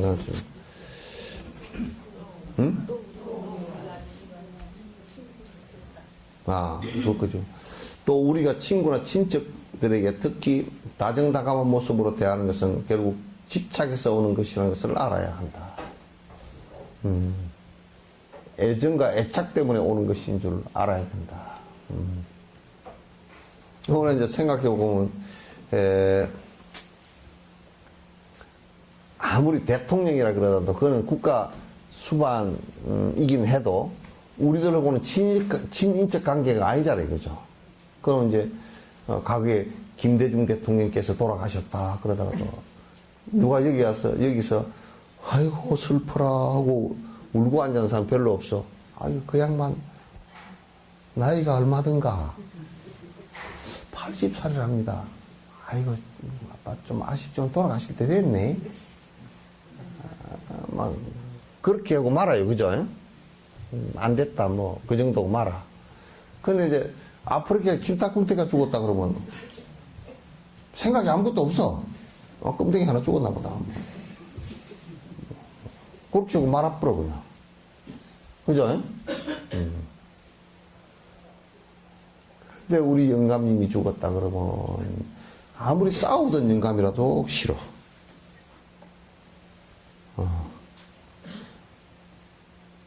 싫으면서도 나는 우는, 고가는 소리를 들을 때는 참 또, 내 나름대로 분석해보면, 결론이 벗긴검이야. 왜냐? 아이고, 당신 뭐, 돌아가시면서 괴로워서 어떻게 참 괴로움을 갖다 어떻게 했냐고, 이렇게 아쉬움이나 뭐 안타까움 그런 게 없고, 아이고, 나는 어떻게 살라고 당신 죽었니? 그 결국 지 얘기라 또. 죽은 사람이 아쉬운 게 아니고, 나는 어떻게 살라고. 결국 지 얘기라.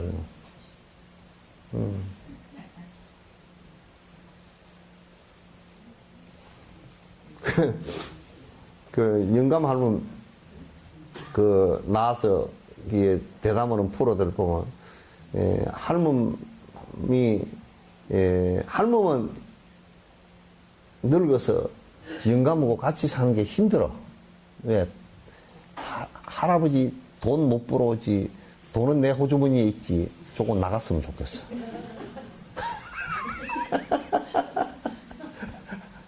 조금 귀찮기만 해. 꽤 고함만 지르고, 이제 귀찮기만 해. 삼식이가 돼가지고 맨날 들어와서 새끼 밥에 주라고 그러고. 밥 차려놔서 먹었어. 그래도, 어디, 그걸, 가스레인지를 어떻게 켜는가. 그것도 몰라요. 흔적이 있어야지. 서툴러, 그냥. 근데 이제 영감을 보니까, 그러니까 할멈 보고서, 다음 생에 이 영감 만날 거냐면 절대 안 만나 그러는데, 영감은 발발 뜨면서 다음 생에 만난다 그래야 밥이라도 얻어먹으니까 만난다 그래. 다음 생에도 뭐 이 사람밖에 없고 뭐 그렇게 참 고마움을 느끼는 것 같아도 기실은 속으로 만나기 싫은데 이제 지금 헤어지면 만약에 할머니 빨리 죽으면 아쉽다라는 얘기가 뭐 때문에냐? 빨래, 밥, 청소 이걸 어떻게 하느냐. 그냥 빨래, 밥, 청소 이런 것만 할 수 있으면 할머니 빨리 죽어도 괜찮다는 얘기야.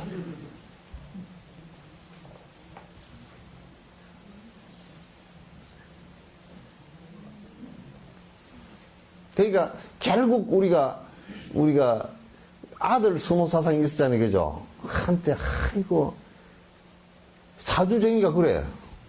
갑차을죽 병인정묘 해가지고 그렇게 해가지고 이 집에 자식이 없는데 그럼 무슨 소리냐면 아들이 없다는 또 소리지 딸이 없다는 소리가 아니고 아들이 없다는 소리야. 그러면 딸은 자식이 치지도 않아. 그래가지고 옛날 할머니들 이름 지어놓은 거 보면 웃기지도 않아.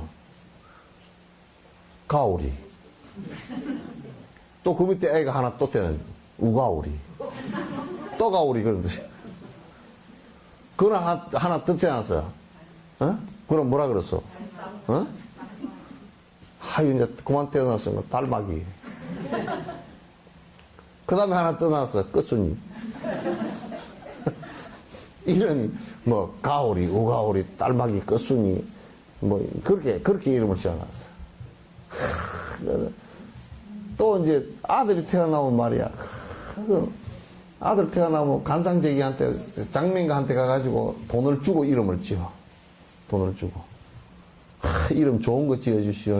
그러고 이제 좋은 거 지어.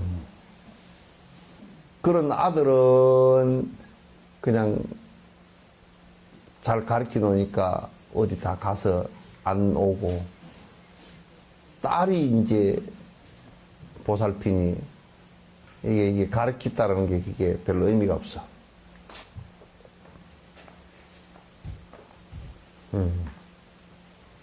또 아들은 가가지고 며느리를 자기 마누라를 얻으면 별 볼 일 없어져.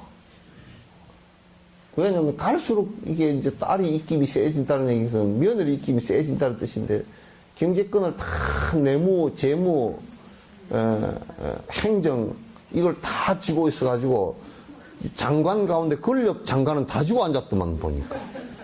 내무장관 쥐고 앉았죠. 그 안에 그 집안 질서는 다.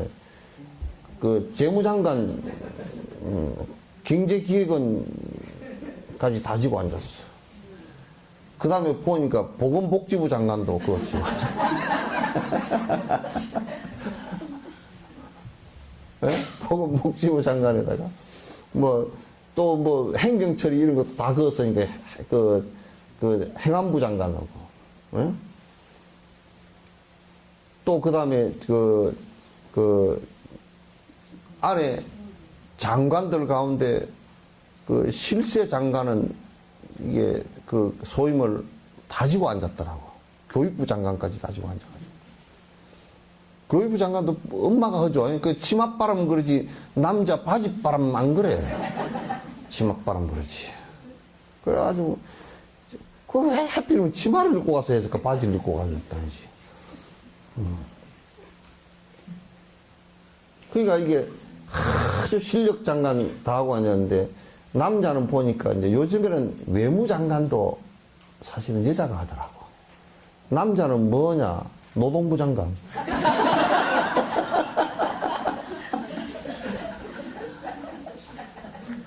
그죠? 그 다음에 국방부 장관. 어디 싸울 일 있어?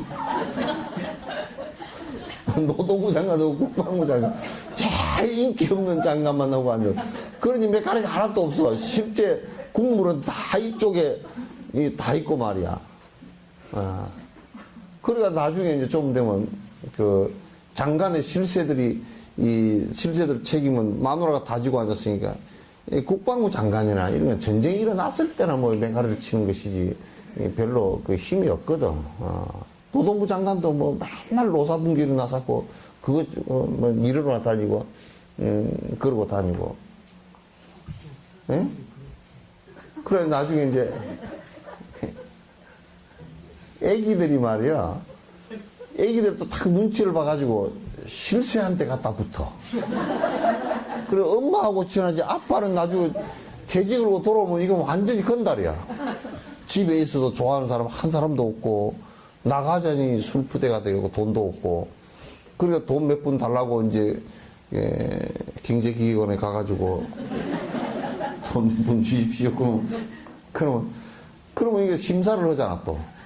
얼마 이상까지는 전부 다 심사해가지고, 이게, 이게 뭐, 이거, 뭔데 쓸라 그래요, 그러면. 아이고, 어디 뭐 쓰고, 영감님이 어디 쓰려는데 말 안 하고, 그거 좀 주지, 그러면, 뭐 안 줘. 오늘 10,000원 갖고 갔다 오시오. 아니, 10,000원 갖고 어디 갔다 오는가? 그러면 뭐 당신이 뭐 벌어다 준 돈이 뭐 얼마나 된다고 그래요? 내가 평생 안 벌어다 줬는가? 그럼 자식은 그럼 누가 키웠어? 그럼 이제 해보면, 말다툼 해봐도, 여자가 훨씬 소리가 세.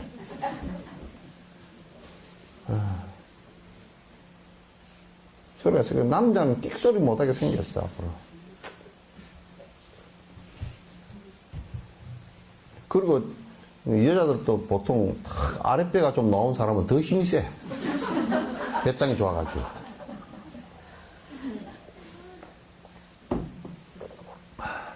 전부 다, 결국 우리가 살아가는 것 자체도 전부 사실은 내 집착에서 호오가 결정된단 말이에요. 내 집착에 의해서. 결국 영감하고 같이 안 살겠다는 사람 보면 그 마누라가 바라는 그 기대치에 못 미쳤다는 얘기지, 그죠? 다음 생에 저 영감이 절대 안 만난다고 그러면 뭐 술을 먹지 말라는데 먹었다거나 또는 담배를 피지 말라는데 피웠다거나 돈을 좀 많이 못 벌어다 줬다거나 뭐 바람을 좀 피웠다거나 또 뭐 어쨌다거나 그러면 이제 마누라는 불만이 많은 거라. 또 애기가 있을 때 뭐 먹고 싶은데 안 사줬다거나 뭐 그런 것도 마찬가지고. 그러면 그냥 이혼 사유가 돼.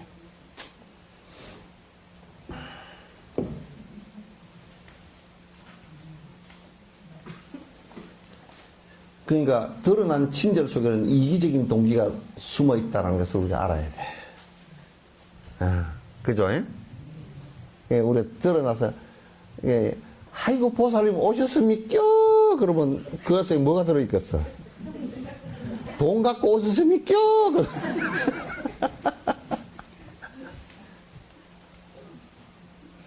여기에서 그런 곡세하고 아부하는 것을 하지 말라는 얘기야. 그러니까 그렇다고 해서 무뚝뚝하라는 얘기는 아니죠, 그죠? 친절을 함이라는 것은 법에 대해서 친절하게 일러주고, 수행하는 거 일러주고, 방법 일러주고, 이런 걸 친절하게 해주라는 얘기지. 아이고, 스님, 보살님 오셨습니까? 아이고, 대보살님 오셨네. 내가 보니까 대나무도 아니고 크지도 않더만.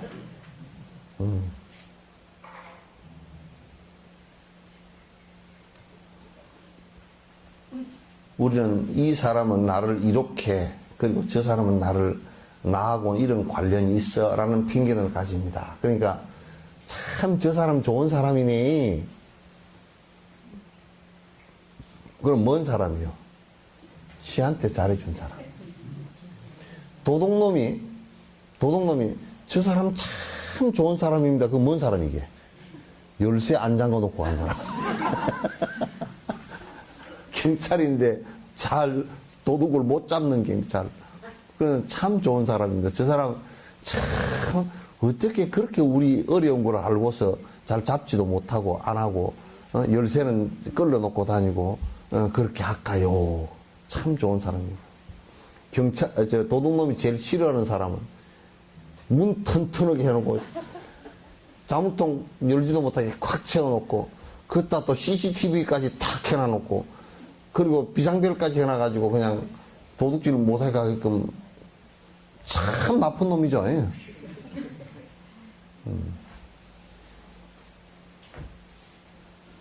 그렇게 결국 우리가 보통 얘기하고 있는 저 사람은 좋은 사람이다라고 하는 것은 대다수가 그 사람이 갖고 있는 욕심에 부합하느냐, 욕심에 부합하지 않느냐, 그 얘기를 하는 말이에요.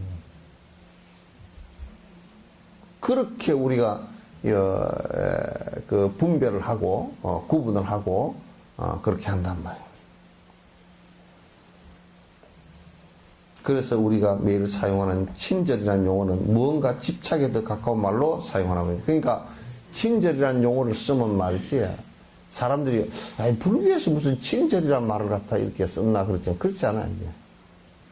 지금 이제 세속에서는 친절이라 그러면 대부분 곡세거나 아부하는 것을 얘기하지만, 여기에서 친절은 그런 얘기하는, 일체 중생의 고통을 갖다가 건지는 길로 내가 가겠다. 그래서 그 모든 사람에게 자비심을 갖고서 대하는 것을 친절이라고 한단 말이에요. 그 이제 진정한 자비심이란 무엇을 말합니까? 여기는 이제 다음 시간에 하고요.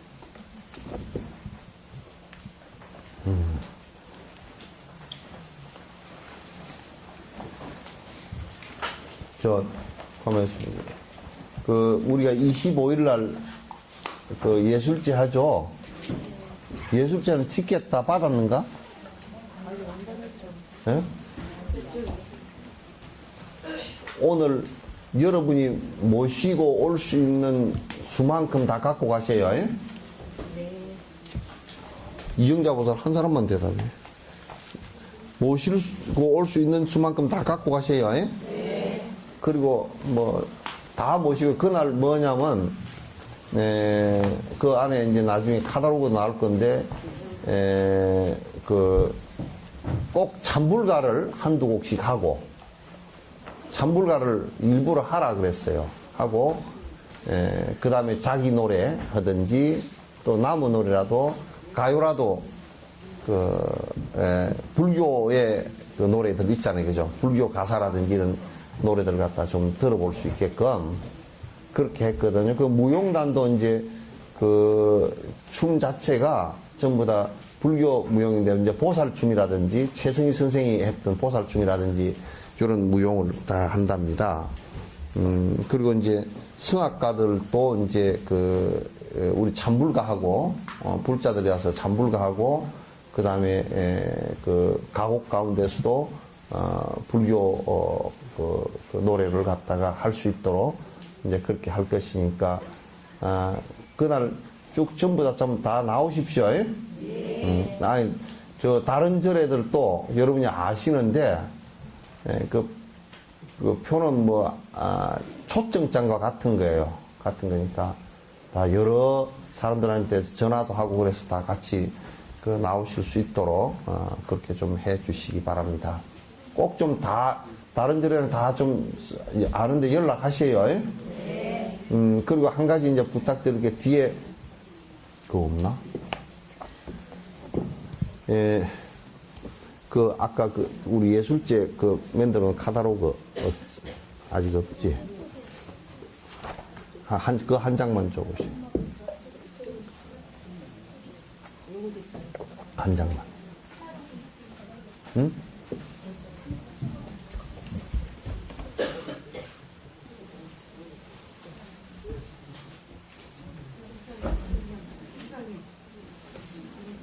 이제 불교 예술제는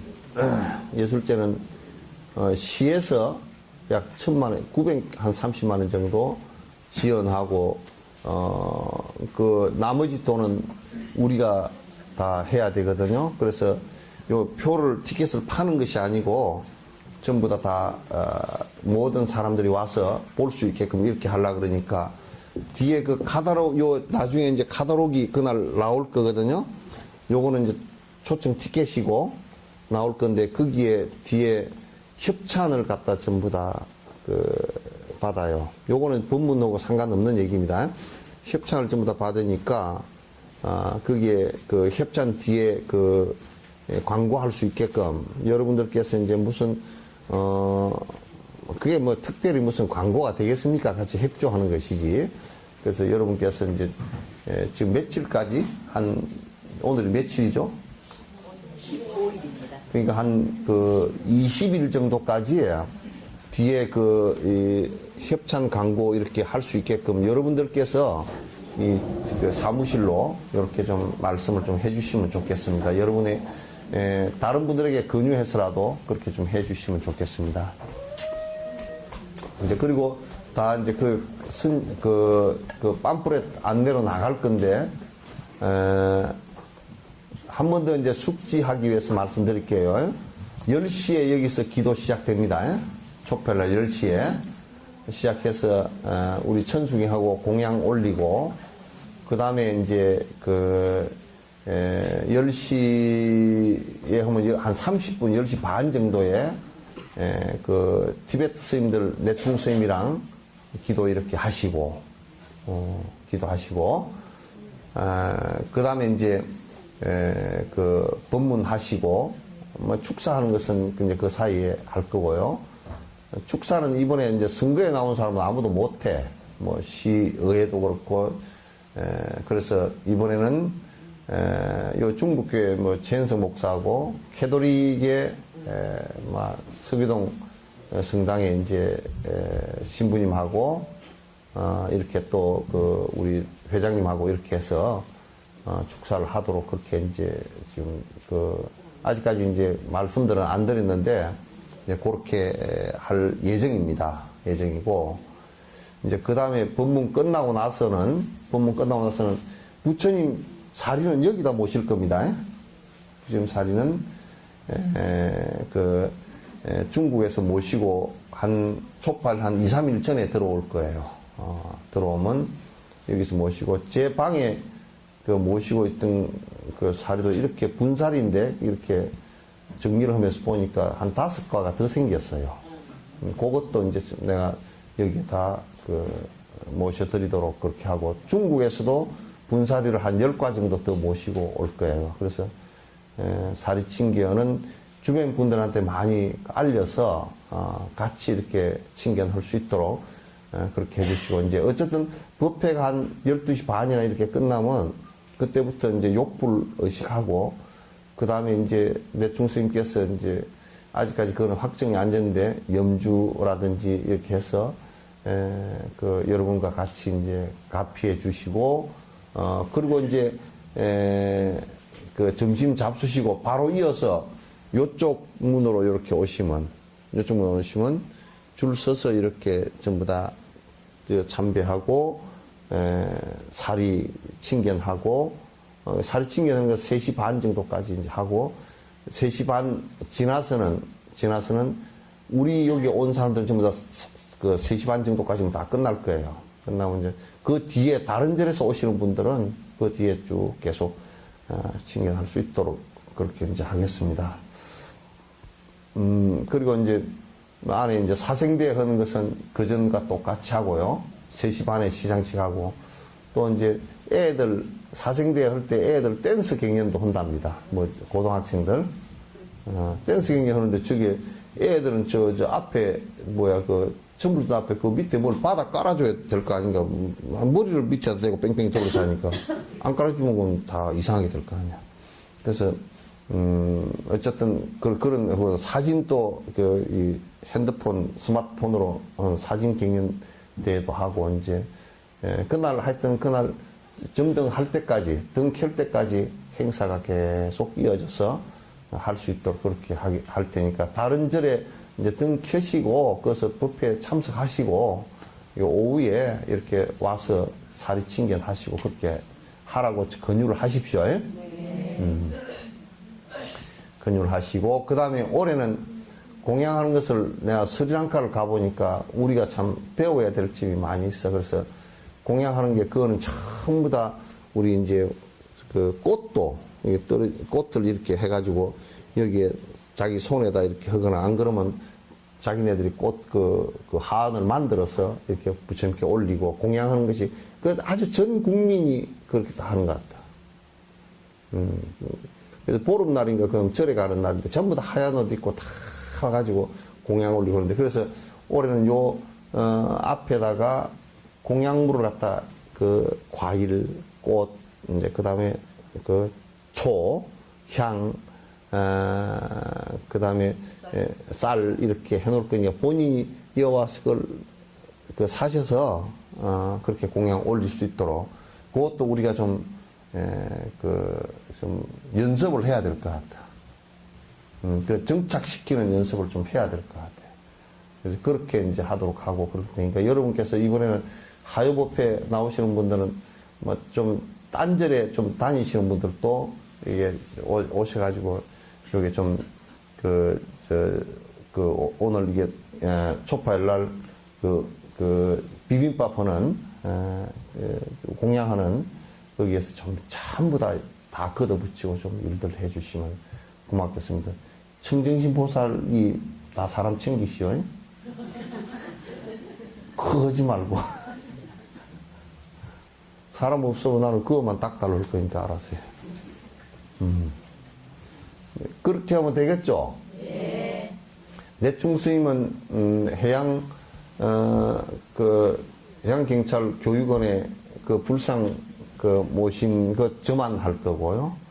또 이제 진달래 불상 모시고 지금 진달래 불상은 탱화하고 그다음 불상 개금 지금 시켜놨어요. 그래서 거기 이제 저만 하고 그다음 소나무에 기도하고 할 때 일정표에 다 나갈 겁니다. 나가니까 여러분께서 같이 그때 동참을 갖다 같이 해주시면 고맙겠습니다.